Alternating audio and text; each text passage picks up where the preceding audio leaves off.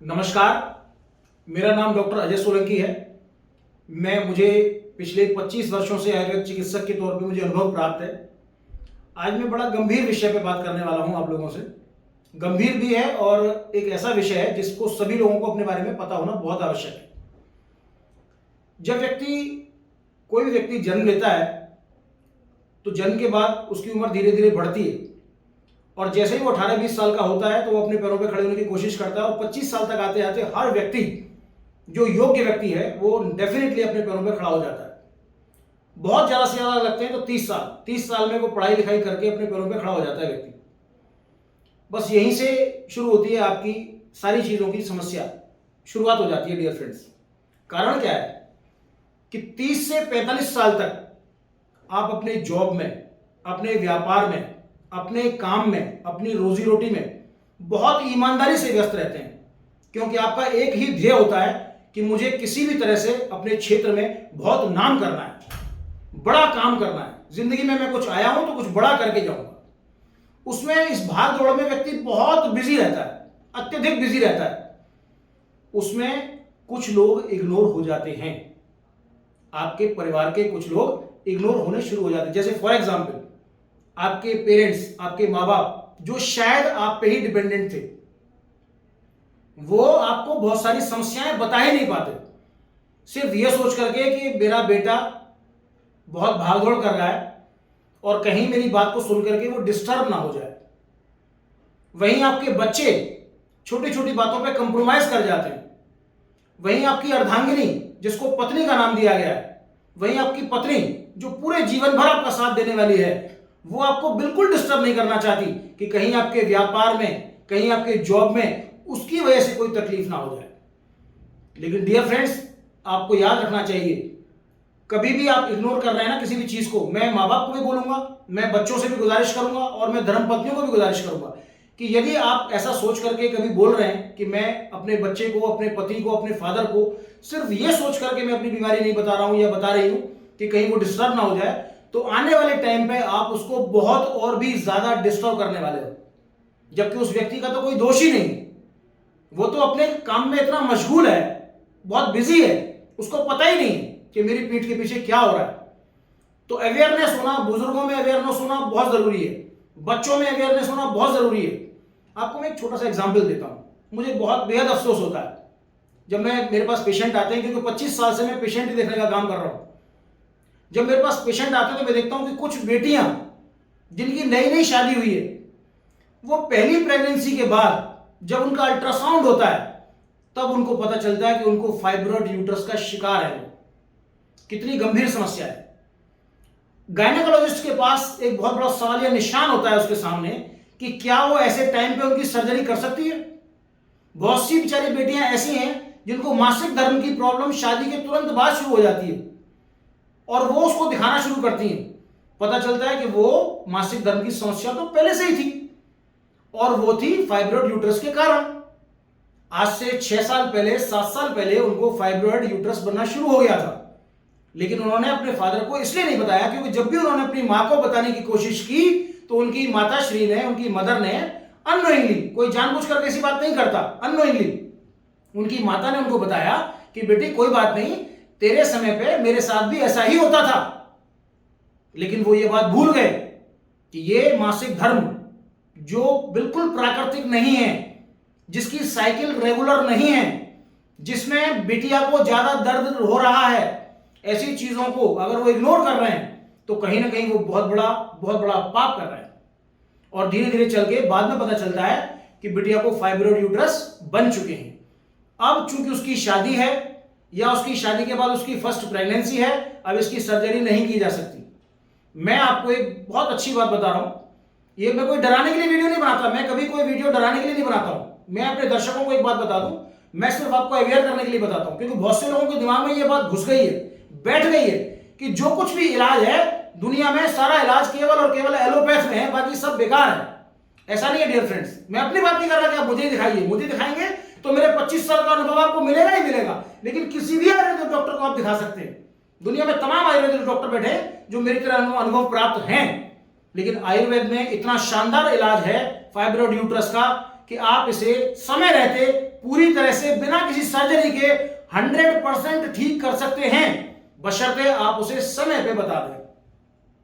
समय पे बताया गया रोग, चाहे वो डायबिटीज हो, चाहे वो आर्थराइटिस हो, चाहे वो ब्रोंकियल अस्थमा हो, चाहे वो कोई जिसे हम आज क्रॉनिक कहते हैं, कोई भी रोग क्रॉनिक नहीं होता। कभी भी कोई रोग क्रॉनिक नहीं होता, पहली अवस्था में वो एक्यूट ही होता है। लेकिन अगर एक्यूट अवस्था में उस रोग का इलाज न किया जाए तो वो 100% क्रॉनिक बन जाता है। तो क्रॉनिक बनाने में 100% उस व्यक्ति का पूरा हाथ होता है जिस व्यक्ति को वो रोग होता है, या उस व्यक्ति के पूरा सहयोग किया जाता है जो व्यक्ति उसे जानबूझ करके इग्नोर करता है। तो मेरी आपसे गुजारिश रहेगी, जब भी आपको इस तरह का कोई भी रोग है घर में, परिवार में, यार दोस्तों को, मित्रों को, रिश्तेदारों को, आप उसका इलाज तुरंत कराएं। और आयुर्वेद में हर तरह के रोगों का इलाज होता है। त्वरित चिकित्सा है। त्वरित चिकित्सा का मतलब है कि एक्यूट कंडीशन पे भी आप उसका इलाज करा सकते हैं। बहुत से रोगों का एक्यूट कंडीशंस पे भी इलाज है, बशर्ते उसमें सर्जिकल कोई इन्वॉल्वमेंट ना हो।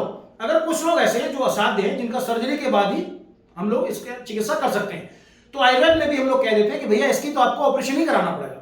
लेकिन बहुत से ऐसे रोग हैं, जैसे किडनी की स्टोन है, आपको जानकर के हर्ष होगा कि आयुर्वेद में परमानेंट इलाज है किडनी स्टोन का। आप देख लीजिए, जो व्यक्ति किडनी के ऑपरेशन का कराता है, जो किडनी में किसी को पथरी है, उसने ऑपरेट करा लिया, मैं 99.9% ऐसे रोगी दिखा सकता हूं आपको अपने जीवन काल में, जिनको बार बार किडनी स्टोन ऑपरेशन के बाद बन रहा है। कारण क्या है? क्योंकि यहां साइंस काम करती है। ऑपरेशन जैसे मर्जी बढ़िया से बढ़िया करवा लीजिए, अगर गलती से, क्योंकि कोई भी ईश्वर का अवतार नहीं हो सकता, कोई भी सर्जन ईश्वर का अवतार नहीं है, ना ही कोई आयुर्वेदिक डॉक्टर ईश्वर का अवतार है, दोनों की बातें करूंगा मैं। लेकिन आयुर्वेदिक औषधियां परमात्मा के आशीर्वाद से वो ईश्वर के अवतार के बराबर काम कर जाती है। जब अगर किसी सर्जन से कोई क्रिस्टल आपका रह गया किडनी के अंदर, तो चूंकि साइंस काम करती है, अगर कोई कण है वहां पे तो क्रिस्टलाइजेशन उसकी ऑटो मोड पे अपने आप हो जाती है, तो वो दोबारा से 9 महीने, 6 महीने, साल भर में, 2 साल में, 3 साल में रिकरेंस पथरी की आपको किडनी स्टोन की दोबारा से होने लगती है। ये बहुत बड़ा एग्जाम्पल है। लेकिन किडनी स्टोन का आयुर्वेद में एक ऐसा इलाज है कि अगर आप आयुर्वेद में प्रॉपर इलाज कराते हैं चिकित्सक की देखरेख में, जिसको आपकी प्रकृति, वात, पित्त, कफ तीनों दोषों का ज्ञान है, जिसको आयुर्वेद का अनुभव प्राप्त है, ऐसे चिकित्सक के द्वारा अगर आपकी आयुर्वेद की चिकित्सा की जाती है किडनी के स्टोन की, तो 100% मेरी गारंटी है कि उसके रिकरेंस के चांसेस सिर्फ 1% ही रह सकते हैं। 1% में इसलिए बोल रहा हूं क्योंकि व्यक्ति खुद ऐसे पदार्थों का सेवन करना ना शुरू कर दे जो दोबारा उसकी पथरी का कारण हो सकते हैं। अगर कोई व्यक्ति 100% हमारी बात को मानता है, हमारे बताए हुए पथ्य और अपथ्य को लेकर चलता है, आहार विहार को लेकर चलता है, उन्हीं का आहारों का सेवन करता है जिससे उसकी किडनी की पथरी को दोबारा से ना हो, तो मैं गारंटी दे सकता हूं कि वहां मैं 100% की उसकी गारंटी लूंगा कि उसको जीवन में कभी दोबारा पथरी नहीं होगी। अब मैं दोबारा से आऊंगा उसी बात पे जहां से मैंने शुरू किया था कि 30 और 45 साल के युवाओं को अपना ध्यान रखना बहुत आवश्यक है। बिकॉज आप उस परिवार की रीढ़ की हड्डी हैं। अगर ईश्वर ना करे, परमात्मा आपको लंबी आयु दे, दीर्घ आयु दे, आपको हमेशा रोगों से मुक्त रखे, निरोगी काया का आपको स्वामी बनाए, लेकिन साथ में मैं आपसे यह भी कहना चाहूंगा कि लेकिन यह संभव नहीं हो पाता। कई बार यह संभव इसलिए नहीं हो पाता बिकॉज आपके अपने काम में इतना स्ट्रेस और इतना टेंशन रहता है कि उसकी वजह से आपको भी इसी उम्र में डायबिटीज, आर्थराइटिस, अस्थमा, बहुत सारी चीजें ऐसी हैं जो शुरू हो जाती हैं। तो उन सबसे ऐसी बीमारियों से बचे रहने के लिए मैं 30 और 45 साल तक के व्यक्तियों से अनुरोध करूंगा कि आप कृपया रसायन खाना शुरू करें। देखो, देखिए, आयुर्वेद में मैंने कई बार कहा, दोबारा कहूंगा, आयुर्वेद कोई चिकित्सा शास्त्र नहीं है। आयुर्वेद जीवन जीने की कला है। आयुर्वेद का प्रयोजन क्या है पता है? जानते हैं आप लोग आयुर्वेद का प्रयोजन क्या है? आयुर्वेद के प्रयोजन में 2 चीजें आती हैं। आयुर्वेद का प्रयोजन है स्वस्थस्य स्वास्थ्य रक्षणम, आतुरस्य विकार प्रशमनम च, यानी कि स्वस्थ व्यक्ति के स्वास्थ्य की रक्षा करना भी आयुर्वेद का प्रयोजन है, और रोगी के रोग का नाश करना भी आयुर्वेद में ही आता है। तो जो व्यक्ति 30 से 45 साल तक बिल्कुल हेल्दी है, क्या वो नहीं चाहेगा कि सारी उम्र हेल्दी बना रहे?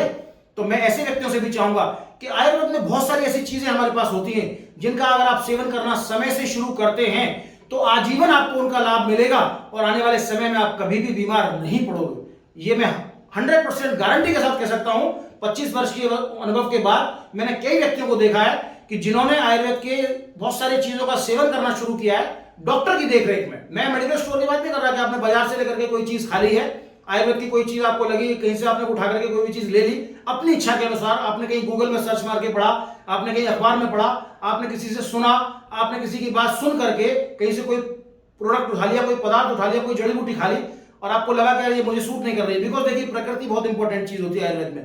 प्रकृति के अनुसार आपकी दोष त्रिदोषों के अनुसार जो आयुर्वेद चिकित्सक आपको कोई रसायन बताएंगे, जो आयुर्वेद डॉक्टर आपको बताएंगे, वो आपके लिए अत्यधिक लाभकारी होने वाली है। तो इसलिए मैं आपसे गुजारिश करूंगा, अगर कोई व्यक्ति मुझे भी दिखाना चाहे तो मुझे भी दिखा सकता है। यहाँ पे मेरा नंबर भी आ रहा है बाकायदा, मैंने यहाँ नंबर भी दिया हुआ है, उस पर आप अपॉइंटमेंट लेकर के मुझे भी कंसल्ट कर सकते हैं। और अगर किसी और को भी दिखाना चाहें तब आप, पूरा बाजार खुला पड़ा है, लेकिन आयुर्वेदिक डॉक्टर को ही दिखाएं। मेरी गुजारिश रहेगी कि किसी आयुर्वेदिक चिकित्सक से ही आप अपना इलाज करवाएं।